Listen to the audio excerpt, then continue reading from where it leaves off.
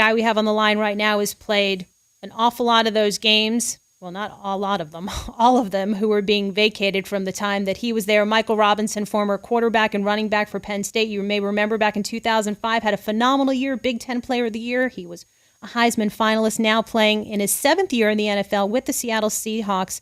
Michael Robinson, first question, obviously, is your reaction to the NCAA sanctions against your alma mater. Oh, it was definitely shocking. I'm in Phoenix, and I just woke up to it. You know, it was like a bad dream to see, to know Joe Paterno, to know how hard he worked to make sure that Penn State was a place of integrity. The motto was success with honor. Just to know how much Penn State meant to him, to know how much the student athletes there meant to him. It's just disheartening. As you and your fellow teammate, do you keep in touch with a lot of guys from school? Yeah, I keep in contact with a few of them, and this definitely has been a topic of discussion. The last few discussions I've had with them, and it's just sad. When you've had discussions with your former teammates and you've watched this whole process play out, how do you describe the way the Free Report portrays your former coach and the former defensive coordinator? Compare that to what you witnessed as a player. Well, I really didn't. Jerry wasn't on the staff when I was in school. I only knew Jerry through just him just being around, he asking players to do second mile events to benefit children and things like that, signing autographs, speaking at engagements and things like that. As far as the Free Report in regards to Joe, I think people just need to, I just think that a lot of rash decisions are happening without all the facts actually coming out. I think the victims definitely deserve all the facts surrounding it. I think people need to realize that the Free Report, he was hired by the Board of Trustees to investigate. He was hired. He was a hired prosecutor. And, it was definitely a one-sided report without actually giving the Paternos or Coach Paterno an opportunity to defend themselves. I think people have just taken that report as fact when there are a lot of opinions in there, and I just think it's sad. That's not the Joe that I know. It's not the Joe that thousands of players that play at Penn State knows. It's not the Joe that we've come accustomed to being around. Former Penn State quarterback and running back Michael Robinson on with Bonnie Bernstein on the Dan Patrick Show. Michael, you mentioned that you think the victims deserve to know all of the facts. What facts do you think the victims and the public are not aware of? Obviously, I don't know all the facts, but I just think that they're too open. They're too court proceedings that need to go on. Tim Curley, Graham Spaniard. And I think we're going to have some more facts revealed as to what the intent of emails were, more facts as to conversations that really went on. And to me, the Free Report, how can you have a complete report without interviewing the major players, without interviewing Mike McQuarrie, without interviewing Joe Paterno, without interviewing Graham Spaniard or Tim Curley?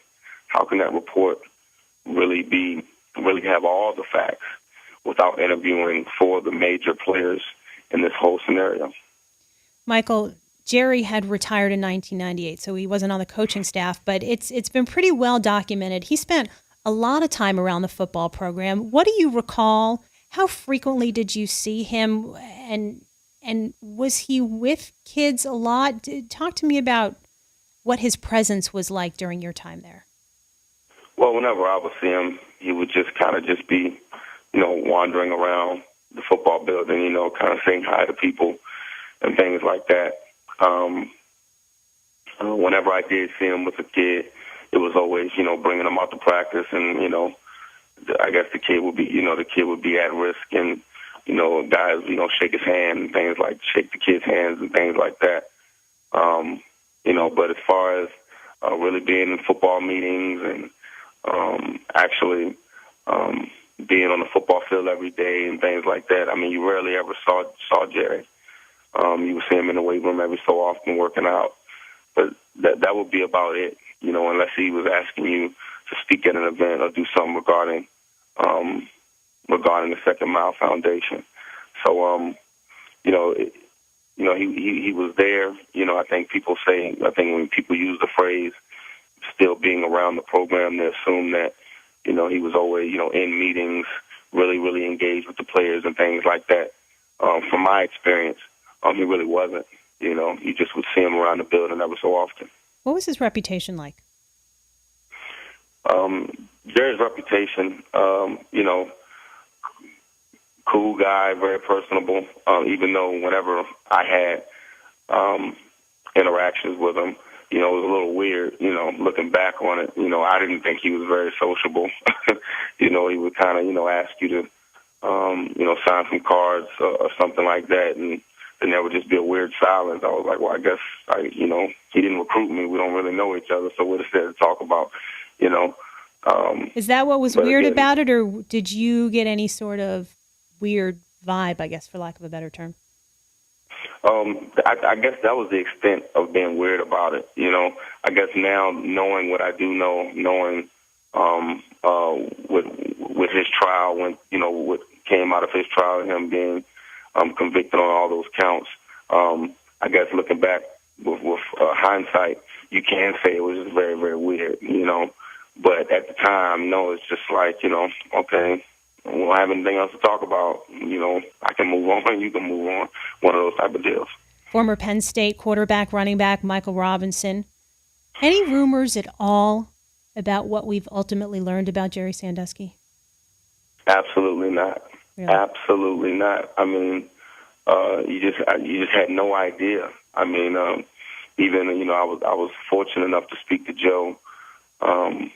After he got fired in November, I pretty much spoke to him once a week until he passed, and it came out of his own mouth. Mike, I had no idea. I mean, I just really had no idea. You can just hear the sorrow in his voice. You can hear it that he just wished that if he did know more, he could do more. And it's just sad to know that this happened under his watch. Michael, there aren't a lot of people who had the opportunity or have shared their stories about conversations with Joe since he was fired. Could you talk a little bit more about your conversations with him? It's weird. You would think that, we talked a few times, and you would think that, Joe would kind of just spend a lot of time talking about being fired or things like that, but it really wasn't. He was more concerned about my family. He was more concerned about my wife and my children, how we were doing, my plans after football. I eventually told him that I wanted to come back to Penn State and coach one day. He said, "Oh, Mike, you got a long time for that.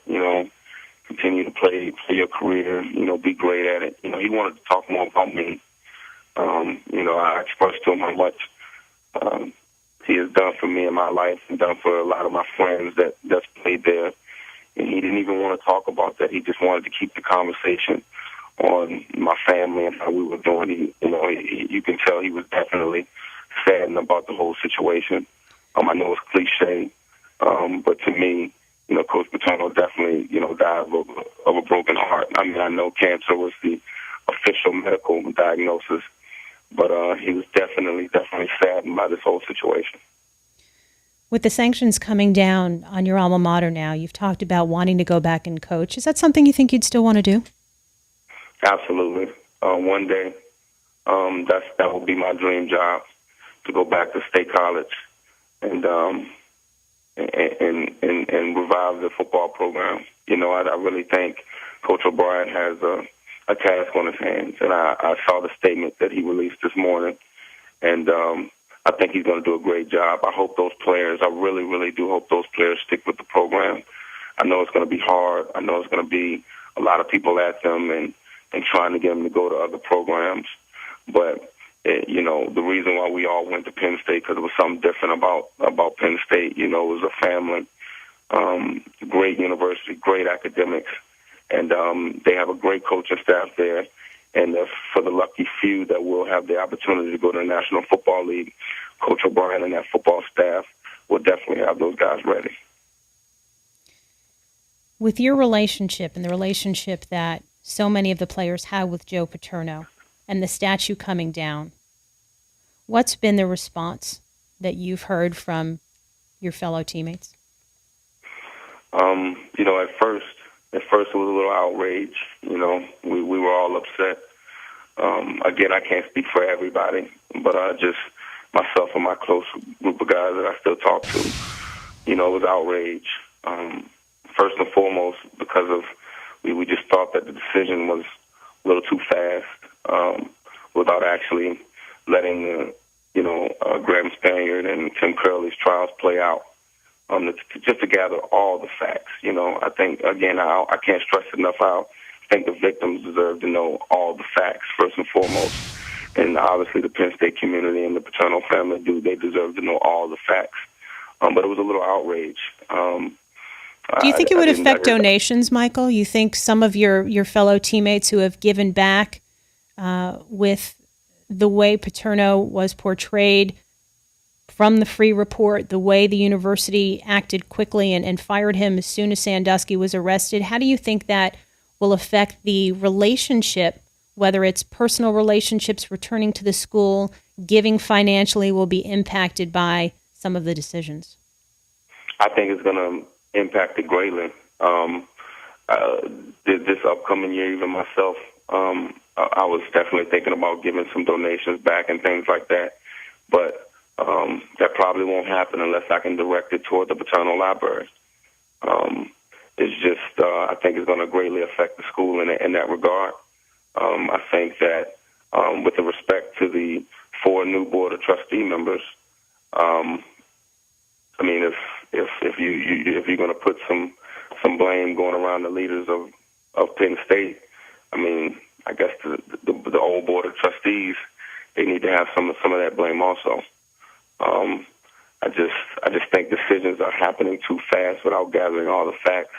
I don't know the President Erickson that well, but I don't know if he even needs to be there.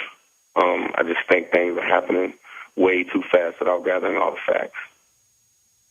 Michael Robinson, really appreciate the time and your insight as a former player. Appreciate you coming on. Thanks, Bonnie. Thanks for having me.